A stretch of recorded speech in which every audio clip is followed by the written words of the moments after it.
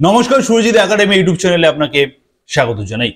এই মুহূর্তে এসআইআর সংক্রান্ত বিগ ব্রেকিং নিউজ রয়েছে। এই প্রতিবেদনের মাধ্যমে বেশ কয়েকটি গুরুত্বপূর্ণ বিষয়ে আমি আপনাদের সঙ্গে আলোচনা করতে চলেছি এই ভিডিওতে। প্রথমত, আপনারা জানেন যে এসআইআর নিয়ে এই মুহূর্তে সারা দেশ তোলপাড়। বিহারে এই এসআইআর প্রক্রিয়া এখনো পর্যন্ত চলছে এবং সেই নিয়ে সুপ্রিম কোর্টে একটি মামলাও হয়েছে। আপনাদের প্রথমেই জানিয়ে রাখি যে সুপ্রিম কোর্টের নির্দেশে 1 সেপ্টেম্বরের মধ্যে বিহারের যে সমস্ত রাজনৈতিক দলগুলি রয়েছে তাদেরকে এসআইআর প্রক্রিয়াতে বাদ যাওয়া যে প্রায় 65 লক্ষেরও বেশি যে সমস্ত ভোটারদের নাম বাদ গেছে তাদের সমস্ত তথ্য চাওয়া হয়েছে। অতএব তারা যে বাদ গেছে এই বাদ যাওয়ার বিষয়ে যদি কোনো পলিটিক্যাল পার্টির, কোনো রাজনৈতিক দলের যদি কোনো আপত্তি থাকে, কোনো অভিযোগ থাকে, তাহলে 1 সেপ্টেম্বরের মধ্যে তাদেরকে সেই সমস্ত ভোটারদের তথ্য জমা দেওয়ার কথা বলা হয়েছে। যদি কোনো লিগ্যাল ভোটারের নাম বাদ চলে যায়, তিনি অনলাইনের মাধ্যমে বা বিভিন্ন ভিএলওর মাধ্যমে তিনি আবেদন করতে পারেন তিনার নামটা এসআইআর এ তোলার জন্য। এবং যাদের নাম অবৈধ বলে বাদ দিয়ে দেওয়া হয়েছে তাদের সুপ্রিম কোর্টের নির্দেশে আধার কার্ডকে সঙ্গে নিয়ে তারা অ্যাপ্লিকেশন জমা করতে পারেন যে আমি এই দেশের নাগরিক হিসেবে এসআইআর এ আমি নাম তুলতে চাই।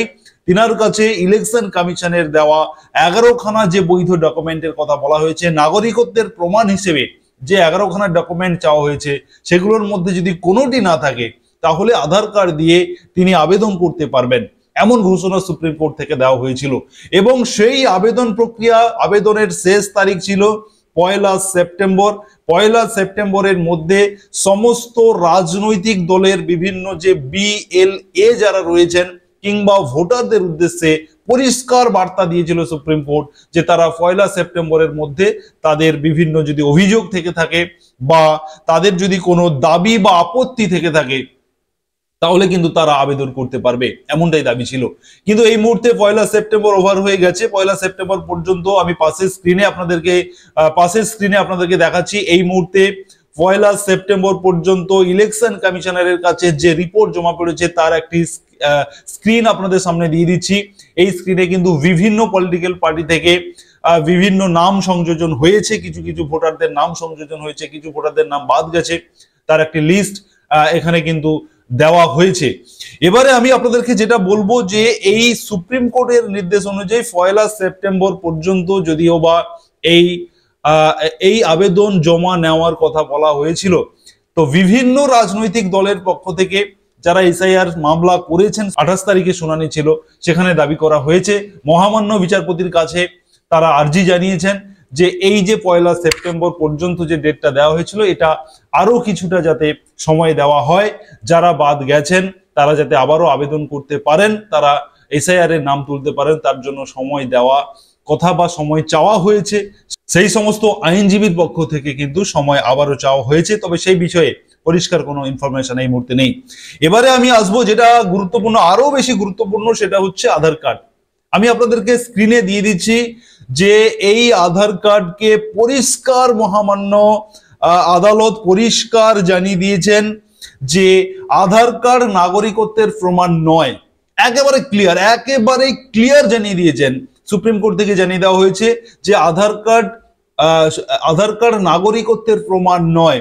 আধার কার্ড শুধুমাত্র একটি পরিচয়পত্র, যেটা কিনা আপনার হাতে থাকা ওই আধার কার্ডে পরিষ্কার করে বাংলাতে লেখা রয়েছে। যদি আপনি পশ্চিমবঙ্গের বাসিন্দা হয়ে থাকেন, বাংলায় লেখা রয়েছে যে আধার কার্ড নাগরিকত্বের প্রমাণ নয়, আধার কার্ড শুধুমাত্র একটি পরিচয়পত্র। অতএব যারা বিহারে যে সমস্ত ভোটারদের নাম বাদ গেছে এসআইআর থেকে, বা যারা ওই 11টি ডকুমেন্ট না থাকার কারণে তারা অ্যাপ্লিকেশন ফর্ম জমা দিতে পারেনি, তারা আধার কার্ডের কপি দিয়ে তারা এনুমারেশন ফর্ম ফিল আপ করতে পারবে, তারা এসআইআর এ নাম তোলার জন্য আবেদন করতে পারবে। আধার কার্ডকে একটি আইডেন্টিটি প্রুফ হিসেবে, পরিচয়পত্রের প্রমাণ হিসেবে এই আধার কার্ডের কপি তারা দিতে পারবে। কিন্তু এটা দিলেই যে তারা এসআইআর এ নাম উঠে যাবে বা এই আধার কার্ডের কপি দিলেই যে তিনি ভারতের নাগরিক, এটা কিন্তু কোনোভাবে প্রমাণিত হবে না। সেক্ষেত্রে তারা আবেদন করতে পারে, সেই আবেদন কতটা সঠিক রয়েছে, তিনি ভারতের নাগরিক কিনা, সেটা ইলেকশন কমিশনের পক্ষ থেকে বিচার বিশ্লেষণ হবে। তারপরে তিনার নাম এসআইআর এর ফাইনাল তালিকায় উঠবে কিনা সেটা কিন্তু পুরোটাই ইলেকশন কমিশনের হাতে রয়েছে এমনটা জানানো হচ্ছে।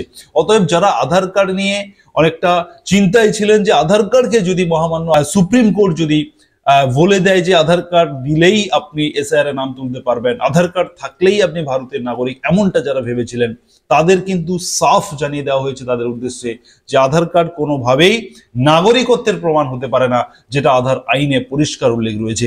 এবং আধার কার্ড দিয়ে আপনি আবেদন করতে পারবেন, কিন্তু আবেদন করলে যে আপনার এসআইআর এর নাম উঠবেই এমন বিষয়টা কিন্তু নয়, এটা পরিষ্কার জানিয়ে দেওয়া হয়েছে সুপ্রিম কোর্টের পক্ষ থেকে। এবারে আমি আপনাদেরকে যেটা বলবো যে পশ্চিমবঙ্গে তাহলে এসআইআর কবে শুরু হচ্ছে। যদিও অগাস্টে এই এসআইআর শুরু হওয়ার কথা ছিল, প্রথমের দিকে এমনটাই কিন্তু খবর হয়েছিল, কিন্তু আমরা দেখতে পাচ্ছি যে বিহারে যখন এই এসআইআর প্রক্রিয়া চলে ঠিক সেই সময় বিভিন্ন বিরোধী রাজনৈতিক দলগুলোর পক্ষ থেকে সুপ্রিম কোর্টে এসআইআর নিয়ে বিভিন্ন কারণ দেখিয়ে বিভিন্ন ডকুমেন্ট নিয়ে, বিশেষ করে আধার কার্ড নিয়ে মামলা হয়েছিল। সেই কারণে সেই মামলার এখনো শুনানি চলছে, যদিও এখনো পর্যন্ত ফাইনাল কিছু রায় আসেনি।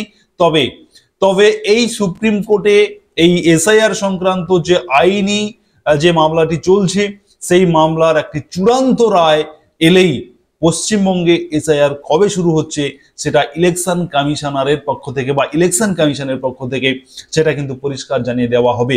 অতএব এসআইআর কে কোনোভাবে আটকানো যাবে না। এসআইআর একটা সাংবিধানিক প্রক্রিয়া, যেটা বিগত দিনে হয়েছিল, বর্তমানে হচ্ছে এবং আগামী দিনেও হবে।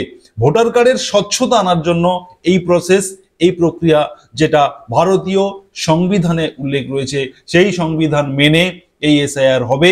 ভারতের যারা স্বচ্ছা বা যারা প্রকৃত ভোটার, যারা শুধুমাত্র তারা এই তালিকায় নাম তুলতে পারবে, তারাই ভারতের নির্বাচনীতে তারা অংশগ্রহণ করতে পারবে। অন্যথায় যারা অবৈধ অনুপ্রবেশকারী যারা রয়েছেন তাদেরকে বাদ দেওয়া বা তাদেরকে ভোটার তালিকা থেকে ছাঁটাই করে দেওয়া এই এসআইআর এর মূল উদ্দেশ্য। যারা যোগ্য, যারা প্রকৃত ভারতীয়, তারা প্রত্যেকেই এই তালিকায় থাকবেন। অতএব এই ফাইনাল তালিকায় এসআইআর এর ফাইনাল লিস্টে তাদের নাম থাকবে, এটা কিন্তু একেবারেই নিশ্চিত করা হয়েছে। এবারে আমি আপনাদেরকে যেটা বলতে চাইছিলাম যে এই পশ্চিমবঙ্গে এসআইআর কবে সেটা ইলেকশন কমিশনারের পক্ষ থেকে পরিষ্কার জানানো হয়েছে যে সেটা নিয়ে কিন্তু এখনো পর্যন্ত কোনো সিদ্ধান্ত নেওয়া হয়নি। তবে কবে হবে সেটা কিন্তু আপনাদেরকে সময় হলে জানিয়ে দেওয়া হবে, এমনটা জানিয়েছেন ইলেকশন কমিশনার। অতএব আপনারা সুরজিৎ একাডেমি ইউটিউব চ্যানেলকে সাবস্ক্রাইব করে রাখুন, নোটিফিকেশন বেল বাটন অন করুন এবং গুরুত্বপূর্ণ আপডেট সবার প্রথম পেতে অবশ্যই আপনারা শেয়ার করে সবাইকে জানাতে সাহায্য করুন। ধন্যবাদ।